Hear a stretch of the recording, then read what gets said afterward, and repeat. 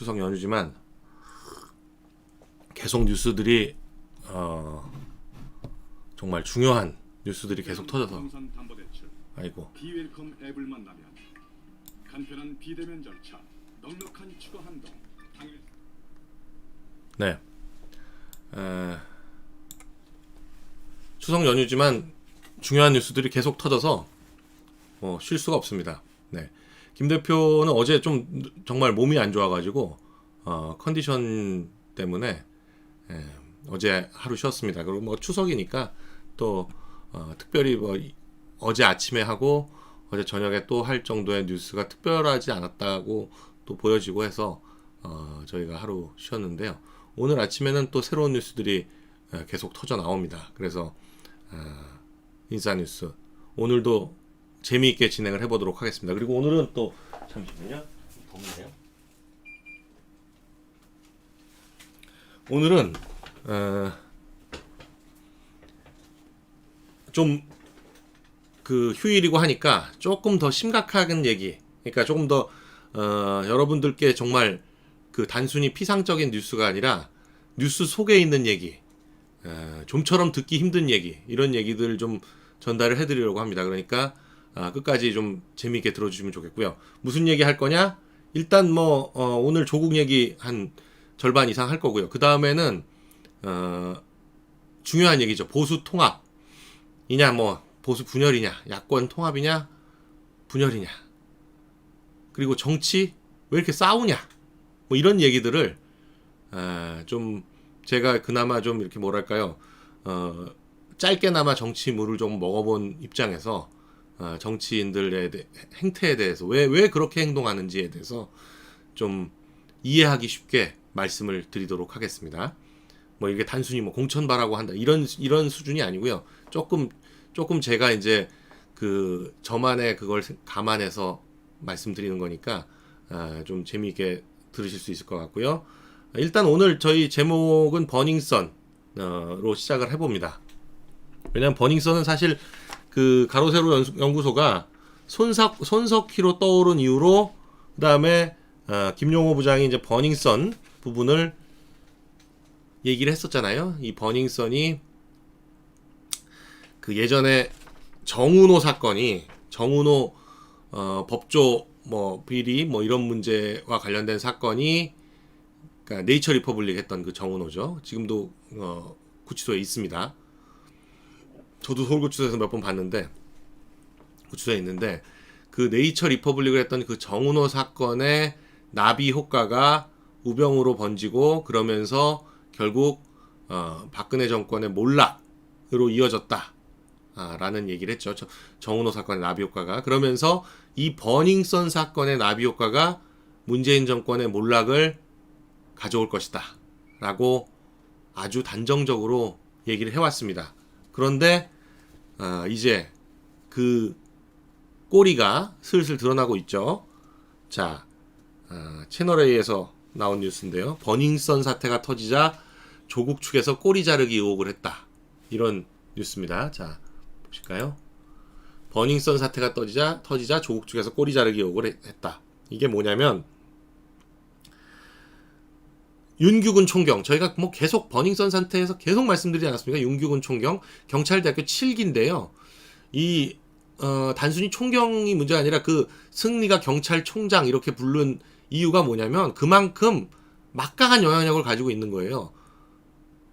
윤규근 총경 부인도 경찰대 뭐 8기인지 한 해 밑인데 부인은 지금 말레이시아에 그 나가 있죠.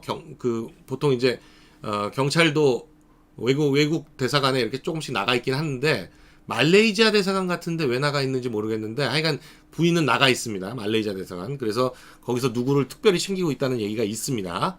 그건 나중에 저희가 또 얘기 드리겠고요. 그렇기 때문에 이 부부의 경찰 내의 이 포지션이 워낙 막강해서 지난번 버닝썬 사태, 강남경찰서에서 수사하는 거, 서울지방경찰청에서 수사하는 거, 그 정도로는 윤규근을 못 건드릴 것이다 라고 처음부터 저희는 뭐 말씀을 드려왔죠. 그랬더니 아니나 다를까 윤규근은 전혀 조금의 기스, 조금의 상처도 안 입고 버닝썬 사태가 끝나는 듯 했습니다. 끝나는 듯 했는데 이번 조국 문제가 터지니까 당연히 윤규군이 딸려 나왔죠. 저희가 사진 단독으로 보도해 드렸습니다. 그 애월 식당에서 찍은 사진. 그리고 그날 저녁에 저희가 애월 식당에 가서 그 식당 규모, 거기서 밥을 먹으면서 식당 규모, 거기서 종업원들을 만나서 여러 가지 얘기를 들었죠. 그 사진을 찍어준 사람이 정상훈이다라는 얘기도 말씀드렸고요. 그런데 조국은 청문회에서 그 사진은 뭐 민정수석실 회식 자리에서 찍은 사진이다. 70명이었다. 네, 애월 식당에 70명 들어갈 수도 없고 민정수석실 회식에서 그렇게 사람들 사진 찍지도 않습니다. 청와대 사람들이 그렇게 사진 막 찍지도 않아요. 네. 그런데 바로 그 윤규군이 정상훈의 큐브스라는 회사에 대출까지 받아서 5천만 원을 투자했었습니다. 5천만 원을 대출을 받아서 5천만 원을 투자했어요. 그러니 정상훈과 윤규군과의 관계는 뭐 말씀 더 드릴 필요도 없는 거죠. 윤규군은 이제 큐브스는 정상훈 회사니까 회사 대표가 얘기하는 거니까 당연히 이건 뭐 신빙성 있는 얘기다라고 해가지고 주식 샀죠. 샀는데 문제는 WFM 그 정경심한테 자문료 지급한 회사 WFM 원래는 이보영의 토킹클럽이 매출의 95%를 차지하지만 2차 전지를 하겠다 그렇게 해가지고 이름 WFM으로 바꾼 이 회사 WFM도 바로 그 정상훈의 큐브스에 8억 원을 투자하고 있었던 거죠. 8억 원을. 그러니까 정상훈의 큐브스와 WFM은 우국환은 뗄래야 뗄 수 없는 관계인 겁니다. 그런데 이 투자금을 올해 버닝썬 사태가 터지니까 WFM이 정상훈으로부터 회수해요. 이게 조국 측의 버닝썬 꼬리 자르기 의혹인데 이게 지금 오늘 어젯밤이죠. 어젯밤에 채널A에서 나온 뉴스에 여기까지입니다. 여기까지인데 자 WFM이 그걸 할 때만 하더라도 우국환 지금은 그 조범동과 같이 해외 도피 중입니다. 우국환과 조범동이 WFM의 총괄 대표로 있었습니다. 그러면 우국환과 조범동은 정상훈과 밀접한 관계다라는 걸 뭐 당연히 추측하실 수 있죠. 자, 이렇게 버닝썬 사태는 하나씩 영향을 어떤 관계인지가 슬슬 드러나고 있는데 이건 뭐 저희는 이게 어떤 식으로 번져갈지 저희는 대충 알고 있지만 너무 섣불리 말씀을 드리면 또 수사하는 분들도 그렇고 지금 수사하는 측에서는 아마 저희만큼 알고 있을 것 같은데 검찰에서는요. 그러나 지금 이걸 특수부가 아니라 중앙지검 형사 3부에서 이 부분은 조사하고 있다는 거니까 윤규군과의 관계, 버닝썬의 관계 뭐 이런 것들 그러니까 그 수사 상황을 좀 보면서 저희가 구체적인 말씀은 또 드리도록 하겠습니다. 버닝썬 문제는 앞으로도 절대 꺼진 것이 아니다. 윤규군과 조국의 관계 앞으로 계속 나온다. 그런 점 저희가 미리 말씀을 드립니다. 자, 조국 부인이 이미 기소가 됐잖아요. 그래서 서울중앙지법 형사 29부 강성수 재판장 부에 배당이 됐습니다. 11일에. 그랬더니 이 조국 부인이 변호인을 14명을 선임을 했다고 하는데 물론 14명이라고 하지만 이제 제일 핵심은 누구냐면 고법 부장판사 출신의 김종근 변호사가 있는 LKB 파트너스 변호사 6명 그리고 특수통 부장검사 출신의 홍기채 사법연수원 28기인데 아마 여기는 이제 그 특수 1, 2, 3, 4부 지금 수사 계속되고 있는 수사를 담당하기 위해서 이쪽을 선임을 한 것 같고요. 그러니까 검찰 쪽은 다전이라는 곳에 8명 변호사. 그러나 물론 이제 핵심은 홍기채 변호사인데 거기 쪽에서 맡기로 하고 법원은 LKB에서 맡기로 하고 이런 식으로 양쪽을 선임을 했습니다. 뭐 이 정도 선임하려면 오늘 이 정도 선임하려면 얼마나 돈이 많이 들겠나? 제가 뭐 예측해 보자면 아마도 LKB 착수금은 한 5천만 원 들었을 겁니다. 5천만 원. 이 LKB는 뭐냐면 이광범의 LKB입니다. 그래서 여기 대표가 이광범 변호사인데 광주 일고 출신, 서울법대 출신이고 부장판사 출신인데 이분은 뭘로 유명하냐? 우리법 연구회, 그 유명한 우리법 연구회의 창립자입니다. 우리법 연구회 창립자. 우리법 연구회라는 거 이광범 변호사가 부장판사로 있을 때 그때 몇 명 같이 만든 겁니다. 그때 지금 대법원장인 김명수 대법원장은 우리법 연구회 몇 년 후배로 이광범 변호사의 몇 년 후배로 같이 합류하게 되는 거죠. 그래서 이광범 변호사가 아마 초대 회장일 거고요. 다음 회장이 김명수 대법원장인가 뭐 그랬던 것 같아요. 그런 정도. 그러니까 지금 사법부에서 이광범 지금 이 정권하에서 법원은 이광범 그러니까 LKB고 검찰은 최동욱 지금 그렇게 알려져 있거든요. 그래서 제가 볼 때 법원은 지금 LKB를 선임을 한 것 같아요. 조국도 그런 얘기를 들었을 테니까. 물론 이재명도 여기다가 맡겼었는데 저도 사실은 이건 뭐 재미삼아서 드리는 말씀이지만 저도 사실은 제가 구속됐을 때 LKB에 맡기려고 했었는데 그때 LKB 쪽에서 이재명 사건을 하고 있어서 좀 하기가 그렇다라고 얘기를 했었죠. 그래서 제가 좀 알죠. 여기 착수금 얼마 받는지. 그런데 아마도 그런데 제가 그 안에 있으면서도 그렇고 쭉 보니까 이광범 변호사가 사건은 많이 맞는데 잘 되지도 않는 것 같아요. 벌써 이재명 같은 경우에도 1, 2심 다 했는데 2심에서 300만 원 나왔잖아요. 뭐 이재명 입장에서 구속이 문제가 아니라 도지사 날라가면 끝나는 건데 300만 원 나왔고 그러니까 뭐 이광범한테 맡긴다고 해서 뭐가 대단히 결과가 뭐 엄청나게 좋게 나오거나 그러진 않습니다. 그러나 이제 뭐 보통 핑계는 그렇죠. 이광범한테도 맡겼는데 또 이 정도면 어디 가서도 이 정도다 뭐라고 보통 얘기들을 하죠. 홍기채 변호사는 아마도 지금 특수 2부장과 연수원 동기가 아닌가 싶은데 이건 좀 확인을 해보겠습니다. 네. 이렇게 변호사들을 맡기죠. 네. 홍 변호사는 또 손석희 JTBC 사장의 폭행 사건 변호를 맡겼다는데, 그러니까 이게 지금 이런 게 있어요. 좀 이런 대형 사건들은요, 정권 눈치를 좀 보기 때문에 사건이 확 왔다 갔다 합니다. 그래서 대형 로펌들도 정권이 바뀌면 그 주류가 좀 바뀌어요. 주류가. 그래서 지금 주요 대형 로펌들의 주류들이 전부 호남 출신으로 바뀌었다는 얘기들이 있습니다. 물론 김현장 같은 좀 다르지만 그 외에 이제 파트너로 유지되는 그런 대형 로펌들은 이 정권 들어와 가지고 대부분 호남 출신 변호사들이 주류가 되고 전 정권 색채가 좀 강한 변호사들은 이를테면 쫓겨나고 뭐 이런 경우가 많이 있습니다. 자, 그 변호인 14명 이걸 보여드렸어요. 네, 변호인만 14명. 제가 이걸 뉴스 넘겨가면서 하는 거를 좀 잘 못하는 걸 좀 양해해 주시고요. 네. 혼자서 다 하려다 보니까 이게 이거 해줄 수 있는 아들이 둘이나 있는데 지금 아침 9시에도 일어나질 않아요. 그래서 어쩔 수 없이 제가 혼자 다 하다 보니까 계속 실수에 실수를 거듭하고 있습니다. 그래도 처음보단 많이 낮았죠?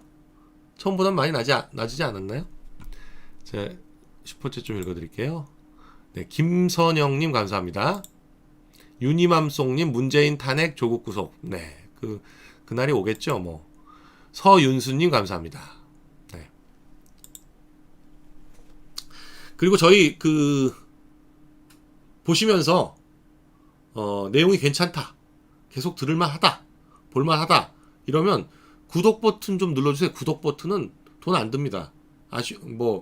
그리고 알림도 좀 눌러주시고, 저희가 이제 수시로 막 하니까 구독 버튼과 알림을 좀 눌러주셔서 저희를 뭐 경제적으로 후원해 주시면 좋겠지만 슈퍼챗 쏴주시고 만일에 정기 구독해 주시고 이것도 참 좋은데, 그렇지 않다고 하더라도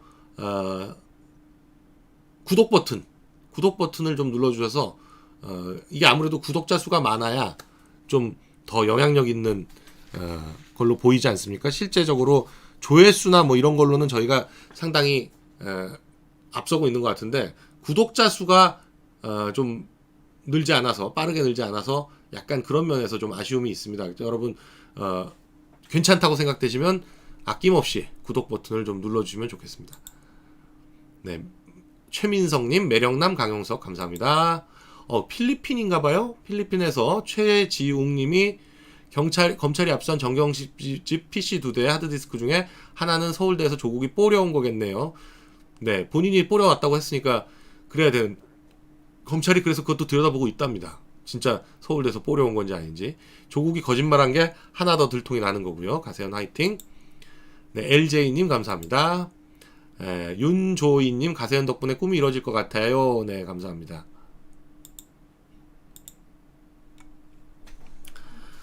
네, 다음 뉴스를 한번, 오늘은 조국을 반쯤 하고요.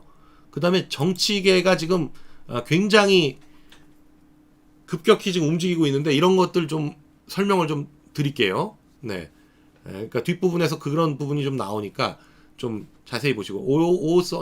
이써니님 감사합니다.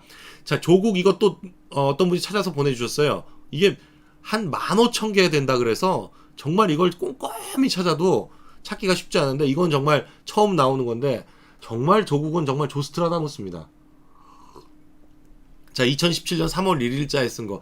아무리 늦어도 박근혜는 작년 11월 검찰 공소장에 자신이 피의자로 명기되었을 때 퇴진했어야 했다. 현직 대통령이 검찰에 의해 피의자로 확정되는 사상 유례없는 일이었다. 그러나 그는 마지막에, 네, 요거 박 대통령 이름을 조국이라고만 바꾸면, 아무리 늦어도 조국은 지난 9월 검찰 공소장에 자신이 피의자로 명기되었을 때 퇴진했어야 했다. 이런 말로 바꿀 수 있겠죠. 2016년 10일 피의자 박근혜가 왜 저리 요지부동으로 사퇴를 거부하면 무엇 하려 하는가 묻는 분이 있다. 증거인멸이다.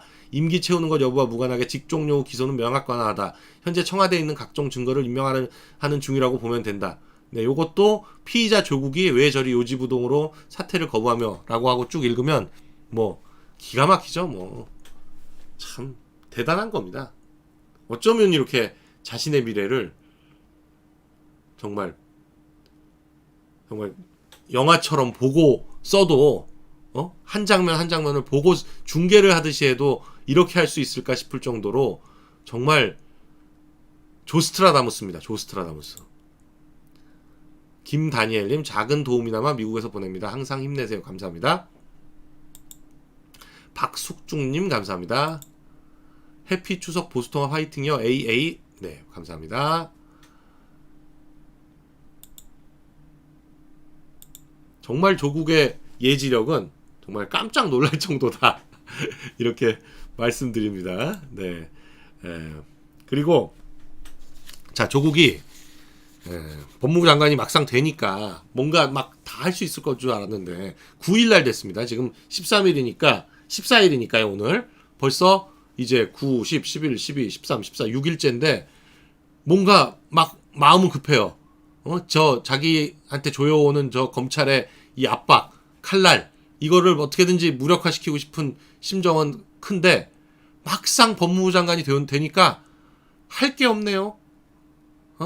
인사권인데 인사 잘못하면 직권남용이라 그러니까 밑에 있는 사람들도 잘 안 움직이고, 괜히 한번 따라 움직였던 김호수 법무부 차관, 이성윤 검찰국장 지금 잘못하면, 잘못하면 아니죠. 월요일이면 자유한국당에서 이거 고발해야 됩니다. 반드시 직권남용으로 고발 당하고, 또 그거 있습니다. 김호수 법무부 차관과 강기정 청와대 정무수석이 광주 대동고 63년 64년생이거든요. 그러니까 강기정 수석이 63년생이고 김호수 법무부 차관이 64년생인데 두 분이 동기인지, 두 사람이 동기인지 아니면 강기정 수석이 하나 위인지는 모르겠지만 이거 벌써 딱 눈치가 이상하지 않습니까? 이게 9일날 통화한 건데, 그러니까 장관 되자마자 통화한 건데 그날 뭐 장관이 그걸 법무부 차관한테 지시했다 이렇게 보여지진 않고요. 오히려 청와대에서 정무수석 강기정 정무수석이 그런 얘기를 던진 거 아닌가 하는 의혹이 충분히 있을 만합니다. 같은 광주 대동고 출신, 네, 동기 아니면 1년 선후배 시간이죠. 왜냐하면 너무 그 시기상 오히려 조국이 장관 됐는데 장관이 처음부터 그런 얘기하면 좀 부담스러우니까 청와대에서 먼저 나서서 대신 띄워준 그런 흔적이 보이는 거죠. 그러나 그게 무력화됨으로써 청와대도 더 이상 이제 할 게 없어진 겁니다. 청와대가 조국 도와줄 게 없으니까 지금 더불어민주당에서는 무슨 뭐 사법개혁 당정 협의를 하겠다고 뭐 하고 있잖아요.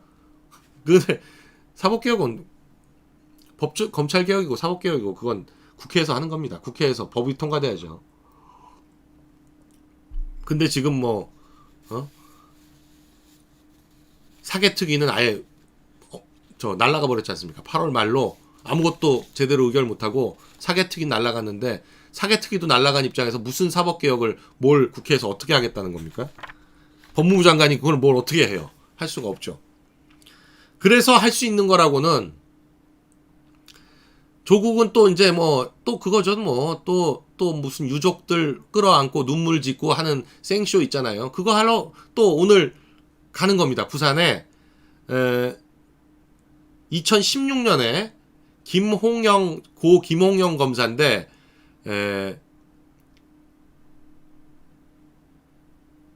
남부지검에 근무하다가 선임 부장검사가 위에 있는 부장검사가 너무 괴롭혀서 자살을 했죠. 참 또 이 아이러니가 그 담당 부장검사가 저와 법대 동기입니다. 네. 물론 이제 법대 다닐 때는 친했는데 그 이후로는 거의 본 적은 없지만 네. 그런데 2년차 검사였어요. 2년차 검사. 그러니까 1년 하고 2년차 검사였는데 이거는 뭐랄까요? 어느 조직에나 이런 일이 있잖아요. 어느 조직에나 그 상사와의 마찰, 상사의 스트레스, 그걸 못 견디고 그러니까 검찰에 적응을 제대로 못한 거죠. 적응을 못해서 차라리 이랬으면 이렇게 힘들었으면 그냥 사표를 내고 나갔어야지. 왜 그렇게 하냐? 왜 극단적 선택을 했느냐? 이런 얘기도 충분히 가능합니다. 그런데 굳이 그 3년 전에 그렇게 트위터 많이 했던 사람이 그럼 2016년에 이 사태 있었을 때 무슨 트위터라도 하나 날렸나요? 2016년에 본인이 있을 때 이거 했어요? 그리고 2017년부터 지금 정권 잡은 지가 2년 5개월인데 정권 잡은 내내 아무것도 안 하다가 뭐 이제 와가지고 갑자기 이걸 찾아가요? 추석인데? 민정수석으로 2년 2개월 동안 있는 동안에는 아무 관심도 없었고 그렇게 관심이 많았으면 그 자기 친한 박남기 전 장관은 뭐 했습니까? 이렇게 중요한 문제를 되자마자 추석인데 찾아가야 될 정도로 중요한 문제를 왜 놔뒀다가 이제 와서 지금 이걸 쫓아갑니까?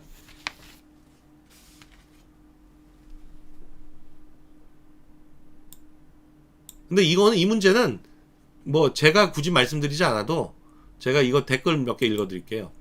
자, 김홍영 검사의 억울함을 집권 2년 4개월이 되도록 못 풀어줘서 이제야 조국이 푼다는 거냐? 박상기는 검찰 인사권이 없어서 이걸 못했냐? 문재인은 이 문제 제쳐두고 왜 김학의 장자연 사건 억울한 피해만 이야기했는지, 김 검사를 죽게 한 흉측한 부장검사도 너희 편 되나 간본 아니고? 네. 자, 조국이 법무부 장관으로 부적절한 것은 부패와 비리 혐의 이전에 그의 무능과 무지함 때문이다. 취임하자마자 정체와 의도가 모호한 젊은이들을 소독으로 삼아 철없는 교수 마냥 공정사다리 쇼를 하더니 내일은 고 김홍영 검사 묘소 참배를 한다 하니 앞날이 걱정이다. 조국아 쇼 그만해라. 역겹다. 그냥 지지자들 모아놓고 북콘서트나 열지 그래. 추석에 고 김용현 검사 묘소 참배라. 생뚱맞네 에효. 네. 자, 그야말로 생뚱맞은 일을 하고 있는 겁니다. 생뚱맞은 일. 그러니까 이게 조국의 무능에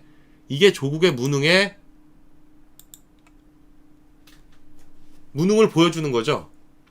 자, 강용석의 직설님 파이팅 강용석. 여러분 강용석 소장님의 책 직설도 많은 구매 바랍니다. 이 책 진짜 재밌어요. 감사합니다.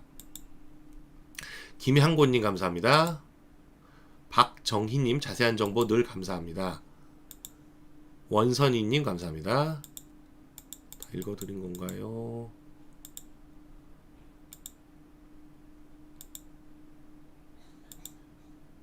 화이트 작양님 좋은 내용 잘 보고 있어서 감사드립니다. 서승욱님 일본 하네다 10월호에 문재인 포함 다수 정치인들이 김정은의 충성 맹세했다던데 무섭네요. 네, 이거 계속 말씀들을 하시는데 글쎄요, 일본이니까 그거 할 수 있지만 우리는 좀 신중하게 봐야 될 것 같습니다. 저 문제는 계속 저희한테 보내주시는데 많은 분들이 네, 조금 신중하게 봐야지. 단순히 뭐 루머야 뭐 많죠. 그러나 루머와 첩보와 정보를 구별해서 여러분들께 진정한 정보를 드리는 것이 저희가 해야 할 일이라고 생각합니다. 강용석의 직설님 트럼프가 힐러리에게 한 말이 생각나는군요. 그래서 20년 동안 안 고치고 뭐 했어? 니세호님 지겨운 쇼입니다. 네, 감사합니다. 정말 그러니까 장관이 되면 장관으로서의 일을 해야 되는데 평생 할 줄 아는 게 쇼밖에 없는 거예요. 제가 이런 얘기를 많은 분들이 하시는데, 자, 각자 자기 전공 분야, 자기 그 전문 분야가 있잖아요. 전문 분야에서 제일 순진하고 무지하고 어찌 보면 무능한 게 각 분야에서 교수들이다. 이런 얘기들 합니다. 뭐냐? 저희 법조계에서도 법대 교수들이 제일 순진하고 아무것도 몰라요. 왜냐면 사건도 모르고 실제가 어떻게 되는지 하나도 모르거든요. 건축하는 사람들은 건축가 교수들이 제일 이상적으로 말은 많이 하는데 실제 작품 만들어 보라 그러면 엉뚱하게 만들어 놓고 못한다 그러거든요. 일을 못해, 실무를 못합니다. 의사들도 마찬가지예요.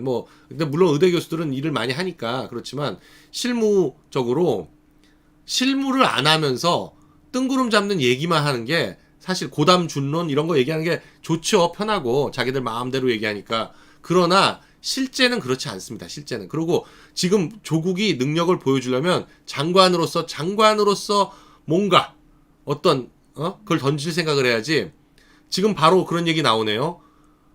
박원순 서울시장 밑에서 12명이 자살했다. 서울시 공무원들이. 그건 왜 안 찾아가냐 그러면. 왜 자살한 검사 딱 한 명, 거기만 그렇게 부산까지 쫓아가는데, 박원순 서울시장 지금 8년 하고 있는 동안에 서울시 공무원이 12명이 자살을 했다는데, 그건 왜 안 찾아가냐? 지금 그런 얘기 바로 해주시네요. 그러니까 자기 필요한 걸 위한 쇼죠. 그게.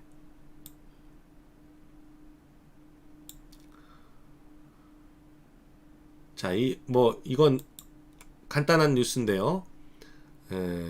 조국과 관련한 이것도 아마 지금 이제 수사 중일 겁니다. 그래서 지금 한인섭도 그렇고 저걸 써줬다는 제자도, 한인섭의 제자도 지금 연락이 안 된다는데 검찰에서 저것도 지금 파악하고 있을 겁니다. 왜냐하면 저건 공문서 위조니까요. 황당한 게 조국 아들이 인턴 예정증명서라는 거, 인턴 하기도 전에 인턴 예정증명서, 서울법대 역사상 단 한 번도 나간 적이 없는 인턴 예정증명서라는 걸 2013년에 발급을 받더니만 이거 어디 급히 냈어야 되나 보죠? 이 서류를 2013년에. 그러더니 인턴십 활동 증명서 자체는 언제 받아갔냐? 2017년에 받아갔습니다. 2013년에 인턴을 하고 나서는 2017년에 받아가요. 4년 후에. 그러니 그 활동 증명서가 어떻게 확인을 해요? 그러니까 그냥 한인섭이 써주라 그러니까 그 예전 예정 증명서 했던 거를 예정자만 빼고 똑같이 해가지고 그냥 발급을 해줘요. 그 한인섭 제자가. 이런 황당한 일이, 이게 조국 아니면 이런 일이 있을 수가 있는 겁니까? 조국과 한인섭의 관계가 아니라면? 그러니까 이게 공문서라는 의식이 없는 거죠. 공문서라는 인식 자체가 없는 거고, 자기들이 그냥 옛날 그런 말이 있어요. 철도청 직원이 기차 돈 내고 타냐? 이런 말이 있는데 이거 완전히 학교는 그러니까 자기네 거예요. 그냥 막 하는 거죠. 이런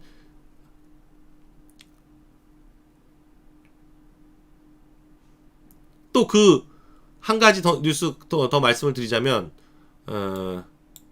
조국이 왜 펀드 관련해 가지고 자기네 펀드는 뭐 운용 보고서상 안 알려주도록 돼 있다.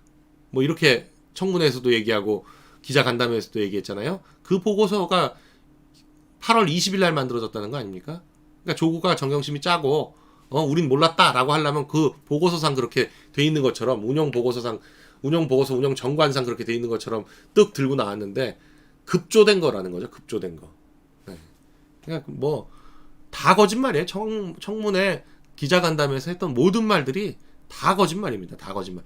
이거 정말 하나하나 정리해서 하고 싶은데 새로운 게 너무 많이 그리고 그냥 다 거짓말이다 이렇게 생각하면 되니까 뭐 이건 뭐고 저건 뭐고 따질 필요도 없는 거죠.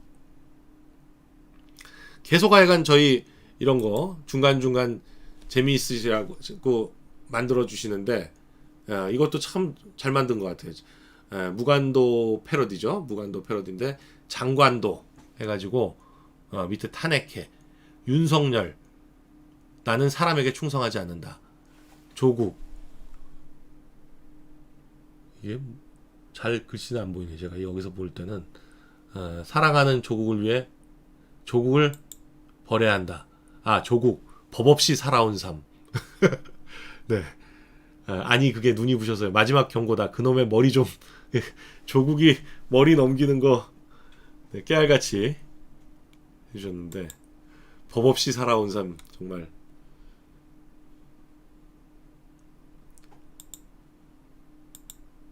네 황대진님들 감사합니다. 강용석의 직설님 경영학과 교수들도 마찬가지입니다. 그들이 대학 벤처 투자팀이나 스타트업 대표 멘토하는데 최소한 클레이 크리스텐슨 교수처럼 직접 사업은 해봐야 뭘 알고 벤처를 이끌 것 같은데 말입니다. 네, 다 그렇다고 그러시더라고요. 어느 분야나. 선종오스님 감사합니다. 원선이님 아까 읽어드렸나요? 네.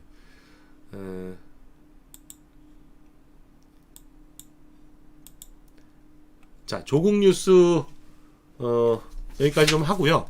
왜냐면 조국도 이제 뭐 한 달 가까이 하다 보니까 좀 지겹다. 다른 뉴스도 좀 하자 이런 말씀도 있으시고 저희가 보기에도 조국은 어차피 검찰에서 문제가 해결이 될 거기 때문에 검찰 저희가 너무 앞서가는 것보다 검찰에 하는 거를 좀 보면서 왜냐하면 지금 계속 실랑이가 벌어지고 있는 것 같아요. 검찰에서는 오늘 내일 사이에 나와라. 근데 조국 쪽에서는 아프다. 예. 왜냐면 검찰 입장에서는 딱 한 번 불러야 됩니다. 한 번 불러서 조사하고 그날 영장 쳐야 돼요. 그렇기 때문에 뭐 여러 번 부르고 이게 불가능한 상황이라서 어떻게든 불러서 영장 쳐서 거기서 결판을 내야 되는 지금 그런 상황이죠. 파크워커님 항상 감사합니다. 맹목적인 반문연애를 지향하는 것은 가세현 구독자의 기본 자세입니다. 근데 제가 지금 드릴 말씀을 먼저 해주셨네요. 파크워커님이. 자, 홍준표 나경원 향의 독설 비리덩어리 조국 하나 못 막으면서 자리 보전에 급급. 어떻게 보십니까? 이 뉴스에 여러분들 어떻게 보시는지 모르겠는데 홍준표가 이제 자신의 페이스북에 정치 책임은 결과 책임이다라고 하면서 본인은 지방선거에서 졌을 때도 사퇴했고 디도스 파동 때도 사퇴했다. 그런데 나경원은 연동형 비례대표제 그리고 장애 투쟁하다 아무 명분 없이 빈손으로 해군해 맹탕 추경해줘. 그리고 패스트트랙 전략 실패로 국회의원 59명의 정치 생명 위태롭게 만들어 뭐 조국 청문회에서도 갈팡질팡하다가 조국을 법무부 장관에 임명하게 해주는 정당성만 확보해줘. 그러고도 미련이 남아서 황교안 대표 낙마하기만 기다리면서 직무대행 하겠다고 연연하냐. 12월까지입니다. 나경원의 임기는. 사실이 아니기를 바라지만 아직도 구설수가 계속되고 있고 아무 실효성 없는 국정조사와 특검까지 거론하면서 자리 보전하게 급급하다. 비리덩어리 조국 임명 하나 못 먹으면서 무슨 국정조사 특검이냐. 이대로 가면 정기국회도 말짱황이다. 야당 원내대표는 자리에 연연해서 안 된다. 이제 그만 그간의 과오를 인정하고 내려오는 것이 책임 정치를 실현하고 야당을 살리는 길이다. 더 버티면 추해진다. 네, 이게 뭐 홍준표가 뭐 낫냐, 나경원이 낫냐, 뭐 이런 문제를 떠나서 이 문제는 저는 이렇게 봅니다. 원내대표는 사실 그 임기는 정해져 있지만 원내대책에서 실패하면 물러나야 되는 게 맞습니다. 지금 조국 청문회 실패한 거 그것만으로도 사실 충분히 물러나야 될 사유고 지금 여러 가지 홍준표가 홍 전 대표가 나열을 했는데 이런 모든 사유 나열한 거 하나하나가 전부 원내대표 그만둬야 될 사유 충분합니다. 그런데도 악착같이 버티고 있는 건데 저는 왜 또 나경원 원내대표가 좀 적절치 않다고 생각하냐면 지금 황교안 대표가 사실은 정치 초년생입니다. 아무리 법무부 장관을 하고 국무총리를 하고 대통령 권한대행을 했었다고 하더라도 그건 정치가 아니에요. 그건 행정입니다. 본인이 직접 자기 정치 생명을 걸고 싸운 적이 없어요. 더군다나 야당으로. 그렇기 때문에 결국 황교안 원내대표 지금 우리가 어찌할 수 없이 이제 지금 우파에서 내세울 수 있는 가장 좋은 카드다라고 생각해서 지금 대표로 내세운 입장인데 그런 상황이라면 좀 더 노련한 원내대표가 좀 더 정치적으로 노련하고 여당과 충분히 대적할 만한 원내대표가 지금 국회를 이끌어도 될까 말까 한 상황입니다. 내년 총선이 눈앞에 있기 때문에. 그런데 나경원? 네. 황교안 대표의 부족한 점을 메꿔주지도 못하는 거니와 그냥 자기 정치 생각에 온 관심이 돼 있고 자기 희생? 그런 생각 전혀 없는 것처럼 보입니다.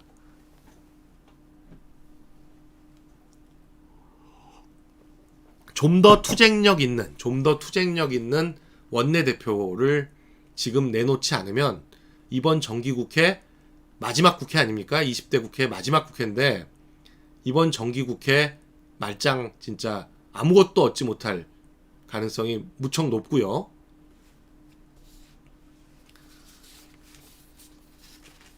그래서 저는 이 말이 홍준표 전 대표 아니면 할 수 없는 말이지만 참 시의적절하게 잘했다라고 말씀드립니다. 네? 지금 사실 자유한국당은 뭐 전당대회를 새로 할 수는 없지만 원내대표 경선이라도 새로 해서 분위기를 좀 전환시켜야 됩니다. 이 조국 청문회 실패한 것만으로도 충분히 원내대표가 그만두고 바꿔야 됩니다. 어차피 몇 달 남지도 않았어요. 지금 그 10월, 12월 초까지인데 정기국회 이렇게 맹탕으로 하고 예산 그냥 통과시켜주고 그렇게 하고 그만두게 하려고 합니까? 말도 안 되는 거고요. 바꿔서 원내대표라도 바꿔서 좀 더 정치적으로 제대로 싸워줄 수 있는 그런 사람으로 바꿔서 총선 대비해야 됩니다. 네, 가세현 항상 응원합니다. 시렌디피트님 감사합니다. 디테님 감사합니다. 뭉치블링님 감사합니다. SC님 홍기채는 69년생 한양대법대 88 연수원 28기고 고영권은 70년생 부산대 행정 90 연수원 31기고 근무연고가 있는 것 같지도 않습니다. 네, 그러네요. 그러나 특수 1, 2, 3, 4부장 중에 한 명과 뭔가 있지 않을까요? 약간 그렇게 보이네요.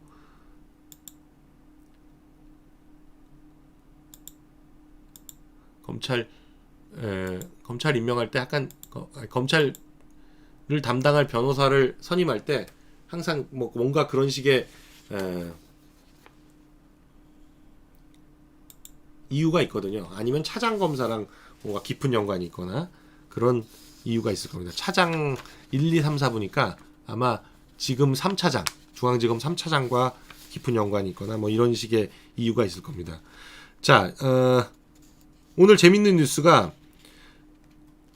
뭐 SBS에서 차기 대선 주자 여론조사를 했는데 이낙연, 황교안에 이어서 조국이 3위로 떠올랐다. 이게 3이라고 하니까 뭐 대단해 보이죠? 대단해 보이죠? 그러나 이게 이낙연 국무총리 15.9%, 황교안 자유한국당 대표 14.4%, 그 다음에 조국은 7.0%, 그 밑으로 유승민 5.3%, 이재명 5.0%, 박원순 4.5%, 홍준표 4.3%. 이건 무슨 의미냐면요. 3이라는 게 의미가 없다는 얘기입니다. 3이라는 게 의미가 없다는 얘기예요. 그냥 3, 4, 5, 6, 7, 8, 9는 다 똑같은 겁니다. 왜냐하면 여론조사 이게 표본 오차 플러스 마이너스 3.1%거든요. 그러면 6.2% 플러스 마이너스이기 때문에 6.2%가 그 오차 범위예요. 그럼 7%나 1%나 다 오차 범위 안에 있는 거 아닙니까? 아무 의미가 없어요.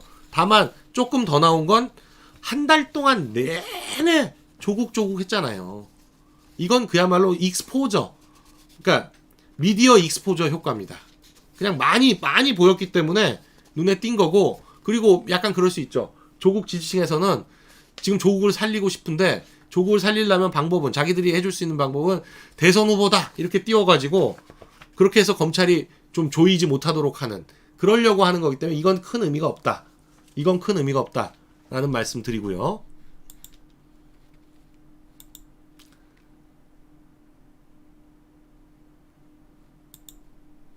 조국 3위 뉴스는 그렇습니다. 또 하나 제가 좀 유심히 보는 건 데일리 안에서 단독한 뉴스인데요. 한국당하고 자유한국당하고 바른미래당이 조국 파면 부산연대라는 걸 결성을 했습니다. 이건 뭐냐? 전체적으로는 손학규 지금 바른미래당 대표가 안 한다고 했잖아요. 안 한다고 하니까 부산 지역에서만이라도, 부산 지역 바른미래당 위원장이 누구냐면 하태경입니다. 하태경. 원래 자유한국당 출신이죠. 하태경이 부산시당 위원장인데, 하태경이 자유한국당 부산시당 위원장 유재중 의원인데, 유재중 의원과 해가지고 부산 지역만이라도 조국 파면 부산연대라는 거를 결성하자라고 했다는 거죠.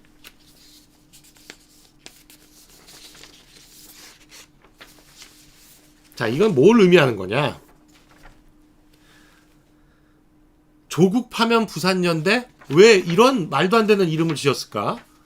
누구 한 사람을 파면시키기 위해서 연대한다? 이게 정당으로서 좀 가능한 일입니까? 그것도 대통령도 아니고 뭐 문재인 탄핵 부산연대, 이건 말이 되죠. 조국 파면 부산연대? 이게 뭐예요 도대체? 예? 이건 뭐냐? 왜 이름을 이렇게 지었느냐? 사실 속셈은 선거연대를 하고 싶은 거죠. 부산에서만이라도.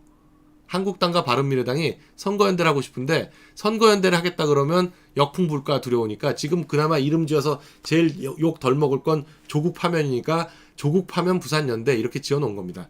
이게 왜 지금 이러냐? 지금 사실 부산이 자유한국당하고 바른미래당이 합치면 그냥 무조건 당선될 수 있는 가장 유력한 지역입니다. 부산은. 경남도 마찬가지죠. 부산 경남에서 자유한국당과 바른미래당이 따로따로 후보를 내지 않고 합쳐서 후보를 낸다? 그러면 지금 더불어민주당에 압도적으로 승리할 수 있는 가장 확실한 지역입니다.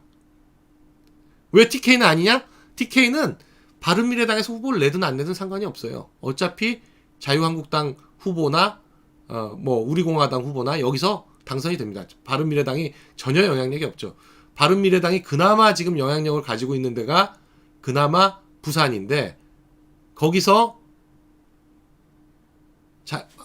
자유한국당과 바른미래당이 연대가 되면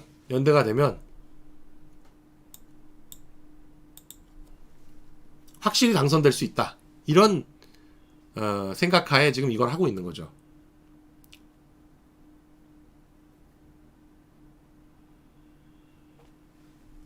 하태경, 뭐 유재중 여기 다 김무성 키드들이죠. 김무성 키드들입니다. 그러니까 결국 김무성의 영향력 하에 이게 만들어졌다 이렇게 보시면 되는데, 자,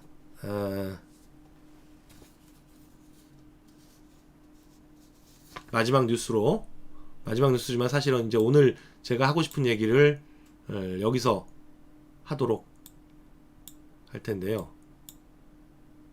이걸 제가 안 띄워놨나? 황교안 보수통합 추진 선거법 개정 보면서 해야 하면서 범보수 선거연대 고려하나 라는 뉴스가 막 떴습니다. 막 떴어요. 자, 지금 황교안 대표는 올해 지금 처음 정치를 시작했습니다. 그래서 전당대회를 2월 달에 하는데 2월 달 내내 전당대회를 하겠다고 전국을 돌아다니면 사람들이 하는 얘기가 제발 싸우지 말고 통합해라. 친이 친박 싸우는 거에 질렸다. 비박 친박 싸우는 거에 질렸다. 제발 싸우지 말고 통합해라. 이 얘기만 들었다는 거예요. 그래서 본인은 정치를 이제 대표가 되면 통합을 하는 것이 자신의 어떤 가장 중요한 미션이다. 이렇게 생각하는 거죠. 이분 전도사 아닙니까? 전도사. 그러니까 어떤 미션, 자신의 그 종교적 신념에 가까운 거죠. 종교적 미션에 가까운 겁니다. 통합이. 그러니까 그냥 입만 열면 나오는 게 통합을 위해서 내려놓겠다. 그러니까 통합하겠다고만 말하니까 아무도 통합을 안 해요. 그러니까 이제는 한 발짝 진전해서 통합을 위해서 본인을 내려놓겠다고 얘기하는 겁니다. 내려놓겠다는 게 무슨 얘기인지 모르겠는데 내려놓겠다고 해요. 누가 아마 그렇게 얘기하라고 했겠죠. 내려놓으라고.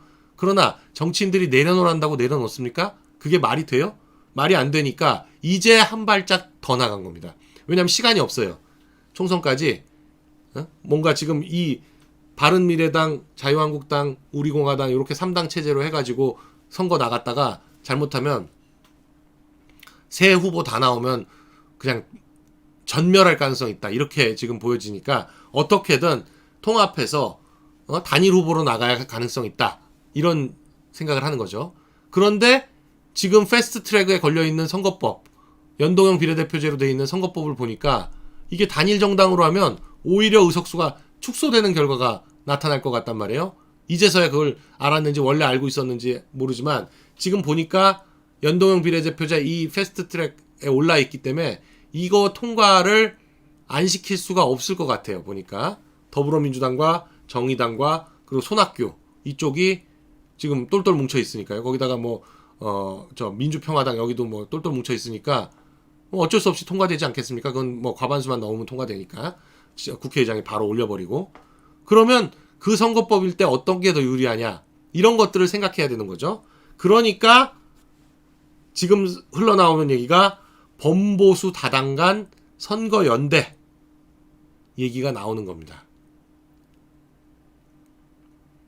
이건 저희가 진작부터 말씀드렸지만 이렇게 되는 거죠.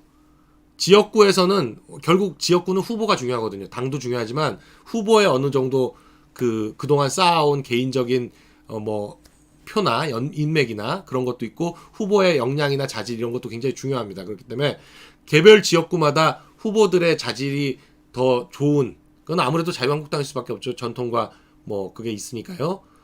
그리고 그러나 어떤 깃발이 필요한데 그건 이제 우리공화당에서 찾아야 되는 거죠. 그래서 비례대표는 우리공화당, 지역구는 자유한국당 이런 식의 연대라든지 아니면 지역구에서도 일부 지역, 대구에서 이를테면 조원진 우리공화당 대표 지역 같은 경우에는 조원진 대표 된다는 거 아니에요? 이쪽에서 누가 나오든 간에 그런 식으로 결국 지역구 몇 석과 해서 정의당과 더불어민주당이 연대하는 방식으로 자유한국당도 연대를 추진해야 되지 않느냐라는데 그게 이제 소위 말하는 보수통합의 얘기죠. 그런데 왜 싸우느냐? 싸우지 말아라.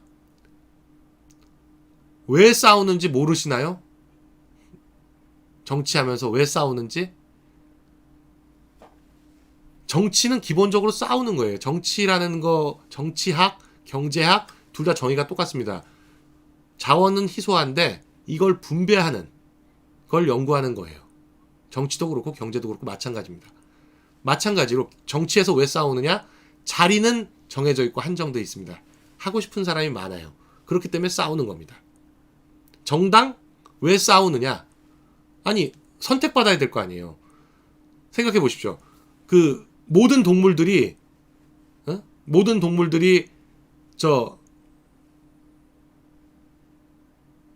소위 말하는 교배해서 번식기가 되면 수컷들끼리 막 싸우잖아요. 싸워가지고 그 중에 가장 싸워서 이긴 사람, 그러니까 가장 우수한 유전자를 갖춘 사람이 암컷의 선택을 받잖아요. 정당도 마찬가지죠. 정당들끼리도 엄청나게 싸우잖아요. 그 중에서 싸워서 이긴, 싸웠는데 가장 좋게 보이는 당을 국민들이 선택하는 거 아닙니까? 그 똑같은 게 당내 정치에서도 있는 겁니다. 당내 정치도 제가 정치를 입문하니까 많은 분들이 그런 얘기를 해주시더라고요. 정치의 80%는 당내 정치다. 정치의 80%는 당내 정치다. 그러니까 막상 정치해보니까 여야 싸우는 일은 별로 없어요. 여야가 맞붙어서 치열하게 싸우는 건 정기국회에서 막판에 그때 좀 싸우는 거지, 여야 간에 그렇게 싸울 일이 없어요. 같은 상임위 같으면 오히려 친해집니다. 그런데 당내에서는 치열하게 싸워요. 계속 엄청나게. 왜냐면 전당대회가 거의 매년 있다시피 하고, 또 무슨 뭐 원내대표 경선이 있고 뭐가 있고 뭐 해가지고 그 안에서 서로 선택받기 위해서 엄청나게 싸웁니다. 그게 정치의 본질입니다. 그런데 싸우지 마라? 싸우지 마라. 제발 싸우지 말고 화합해라? 이건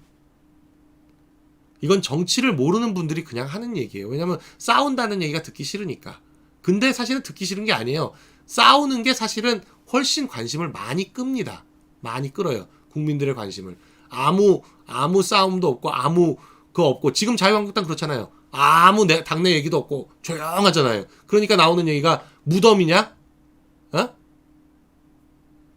아무도 무슨 뭐 초선 의원들이 뭐 당내 모임 하나 가지고 자기들 목소리 내는 것도 없고, 초재선 의원들은 다 뭐 하는지도 모르겠고, 이게 정치인들의 무덤 아니면 이게 뭐 하는 정당이냐, 죽은 정당이다, 이런 얘기들 하잖아요.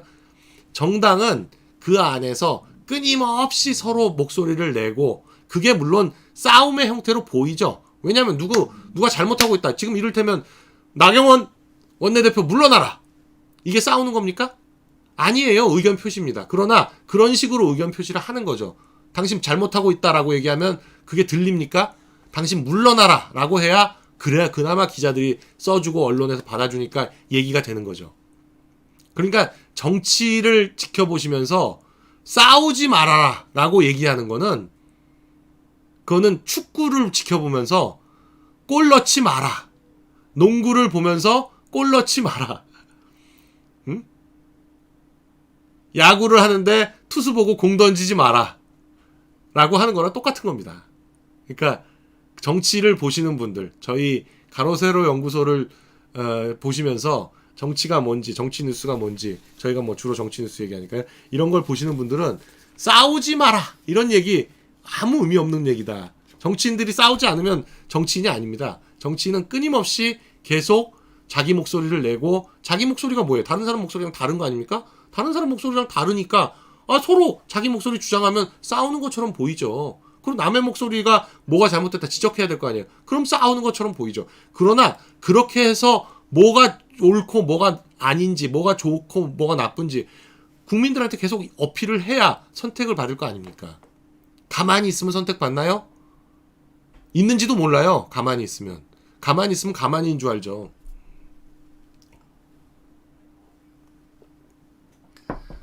그래서 황교안 대표가 정치를 모른다고 하는 겁니다. 통합이, 그럼 뭐 더불어민주당하고 통합하죠? 아예? 저 북조선 노동당하고 통합을 하죠? 미국 민주당, 미국 공화당하고 통합을 하죠? 왜 안 돼요? 그건. 다르니까 안 되는 거예요, 다르니까. 그럼 다르니까 안 되면 어떻게 해야 돼? 같은 당내에서도 생각이 다르다? 그럼 찍어 눌러서 이겨서 본인 생각으로 압도하든지, 공천권을 주셨으니까 그러면 그렇게 다른 생각 가진 사람들은 공천 주지 말고 자기랑 같은 생각 가진 사람들 더 집어넣어서 당내에서 자기 의견을 다수로 만들든지, 뭐 그게 정치예요. 그게 정치. 근데 얼기선기 막 통합, 바른미래당과 우리공화당이 통합? 그게 통합이 됩니까? 지금 박근혜 대통령을 탄핵을 찬성했던 사람과 박근혜 대통령 탄핵을 반대하는 사람, 그리고 지금도 박근혜 대통령 탄핵이 잘못됐고 박근혜 대통령 탄핵에 찬성했던 사람들은 배신자라서 처단해야 된다라고 생각하는 사람들과 박근혜 대통령 탄핵 묻고 가자? 같이 갈 수가 없는 거예요. 당을 같이 할 수 없습니다. 그 정도의 차이면 당을 같이 할 수 없는 거예요. 우파의 이념? 우파 뭐 다 좋죠. 다 같은 우파, 자유민주주의 다 같죠. 다 같으나 정치적으로는 그렇지 않습니다. 그냥 일반적으로 개념적으로 자유민주주의, 우파, 자유우파 뭐 다 좋죠. 그러나 정치적으로 볼 때는 특히나 대한민국에서의 정치로 볼 때 박근혜, 박정희, 이승만으로 이어지는 이 자유민주주의 우파의 이 라인을 거부할 거냐? 지금 3당 합당이라는 것 때문에 이 라인을 거부하고 김영삼 그쪽 라인으로 정치를 시작하고 그렇게 약간 중도라고 생각하면서 이리저리 기웃기웃. 사실 김무성 같은 사람은 지금 더불어민주당에서 총리 시켜준다? 얼른 갑니다. 손학규? 더불어민주당에서 국무총리 시켜주겠다? 얼른 가요. 지금 이낙연 후임? 그렇게 지금 거론되고 있는 겁니다. 얼른 가요. 거국내각 형태 모양 보여주잖아요. 김무성이 안 갈 것 같습니까? 그러면서 본인은 국을 위한 결단이라 그러겠죠. 그렇게 해서 각오는. 그러니까 이 정당의 차이, 정치인으로서의 정체성의 차이를 무시하고 얼기설기 엮겠다? 그게 정치가 아닙니다. 정치는 결국 경쟁이에요. 선명성 경쟁.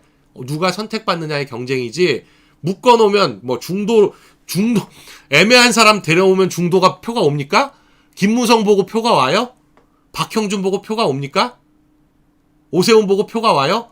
박형준이 지금 뭐 어쩌고저쩌고 하고 있는데 말도 안 되는 소리입니다. 박형준은 2011년에 오세훈을 사퇴시킨 사람이에요. 그게 서울시가 지금 10년 동안 이 모양 이 꼴 이렇게 퇴보하게 된 건 박형준이 오세훈 속닥속닥 해가지고 여기서 지금 승부수를 던져라, 무상급식에 승부수를 던져서 던지고 나가면 다음번 대선은 네 거다 라고. 박형준이 오세훈 선배인지 고등학교 1년 선배인지 1년 후배인지 그렇습니다. 그렇게 그럴듯하죠. 박형준이 말은 교수니까. 그러나 뭐 제대로 하나 정치판에서 결정하는 게 없어요. 박형준 말대로 하면 다 집니다. 다져. 자유와 공화 어쩌고 무슨 말도 안 되는 모임하고 있는데, 그러니까 황교안 대표는 그런데 기웃거릴 게 아니라 지금 어떻게 하면 지금 자유우파의 중심 세력이라고 할 수 있었던, 오랫동안 자유우파를 지켜왔고 이 사람들이 실제로 당을 움직여왔던 중심인데 이 사람들의 마음을 어떻게 얻을 것인가, 그런 생각을 해야죠. 그리고 어떻게 하면 자유민주주의, 자유우파가 더 매력적으로 국민들에게 보일 것이냐, 그런 생각을 해야지. 자꾸 중간에서 왔다 갔다 하는 사람들, 그럼 지금 하태경 데려다가 어떻게 하겠다는 거예요? 부산연대 해서 하태경 데려오면 그게 그렇게 하면 표가 옵니까? 바른미래당 하고 있는 사람들 데리고 오면, 유승민 데리고 오면 표가 올 것 같아요? 안철수 데려오면 표가 와요? 그럼 잡탕이 되는 거죠. 잡탕이. 당이 아니라 그냥 짬뽕이 되는 거예요. 이념도 없고 그냥 오로지 우리는 그냥 같이 모여서 정권 같이 한번 해가지고 정권의 단물을 빨아보고 싶은 사람들입니다 라는 걸 그냥 공개적으로 선언하는 거죠. 정치를 왜 하는 건데요? 정치를 왜 하는 건지를 생각해 보십시오. 정치를 왜 하는 건지.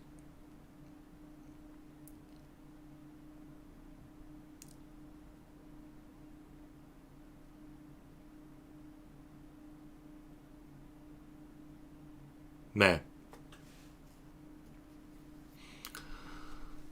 뭐 제가 막 흥분해서 얘기했더니 막 댓글이 막 엄청나게 올라오시네요. 네. 사실 이런 얘기 하려고 하는 거죠. 사실은 정치라는 게. 보나 데이서블님 감사합니다. 네, 목격자 K님, 연동형 비례대표제 도입 시에 당대당 통합이 아닌 선거연대라는 것이 맞다는 판단을 지금 와서 했다면 정말 한국당 충격적이네요. 네. 진입학님 응원합니다. 비행기 카페 보태시라 보냅니다. 비행기 웬 비행기요? 강소장님 추석 연휴에도 감사합니다. 모모님 감사합니다. 네. 파코코님 또 보내셨네. 참 신앙인이라면 맹목적 통합을 옹호하지 않습니다. 신앙인 코스프레 역겹습니다. 그건 맞죠. 아니 종교인들이 더 그렇잖아요. 종교인들이 더 선명합니다. 종교인들은 세 불리겠다고 이 종교 저 종교 연합하고 이런 거 안 해요. 아니 세 불리겠다고 기독교가 불교랑 연합해요? 기독교가 천주교랑 연합합니까? 기독교가 무당들 쫓아다녀요? 왜 종교를 믿는데 왜 정치를 하고 왜 정당을 하는 겁니까?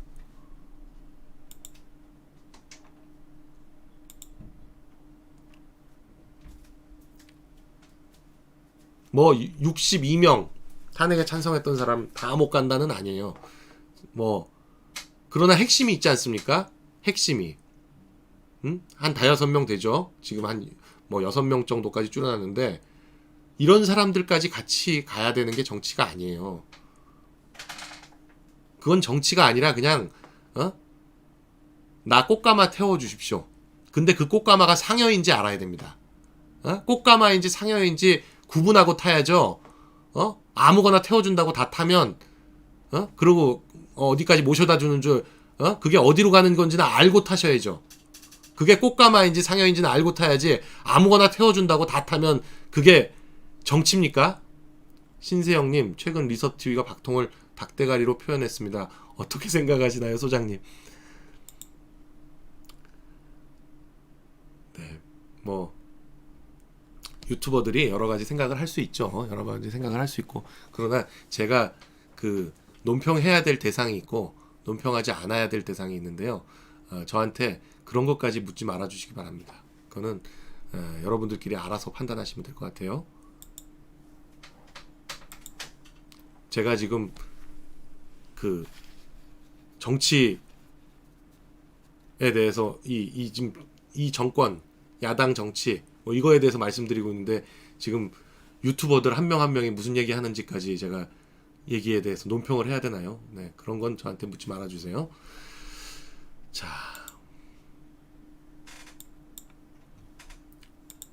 파인아트님 역시 강용석 소장님 속이 후련하네요. 네.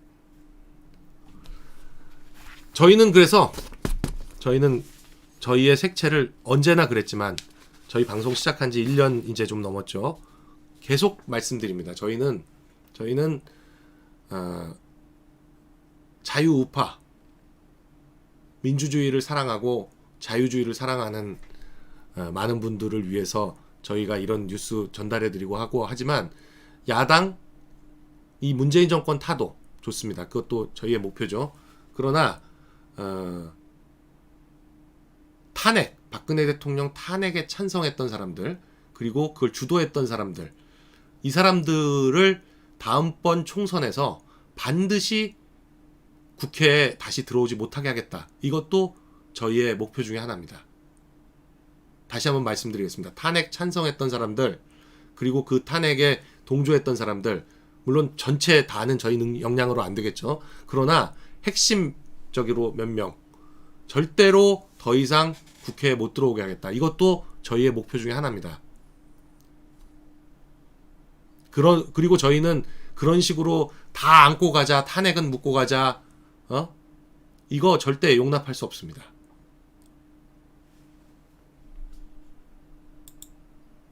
네, 권수현님 감사합니다. 김지선님 감사합니다. 강변우 왜 여기 있어요? 국회 가야 돼. 여기서 지금 하는 일도 굉장히 소중한 일이죠. 리나5님 가로세로 연구소 응원합니다. 네, 감사합니다. 지금 제가 또 이게 숫자가 멈춰서 그런데 지금 몇 분 보고 계신가요?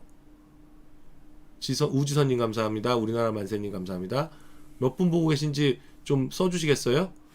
제가 이런 얘기하는 거를 좋아하시는지 아닌지를 좀 이렇게 느껴봐야 되는데 28,000명인가요? 어떠신가요?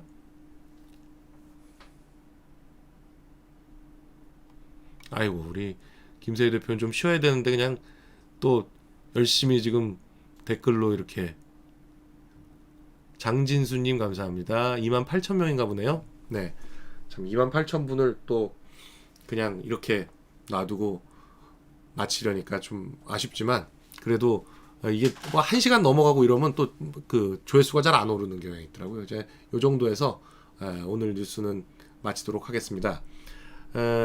저희 뭐 계속 그 추석 연휴지만 열심히 뉴스 보고 연구해서 또 내일 아침에도 찾아뵙도록 하겠습니다.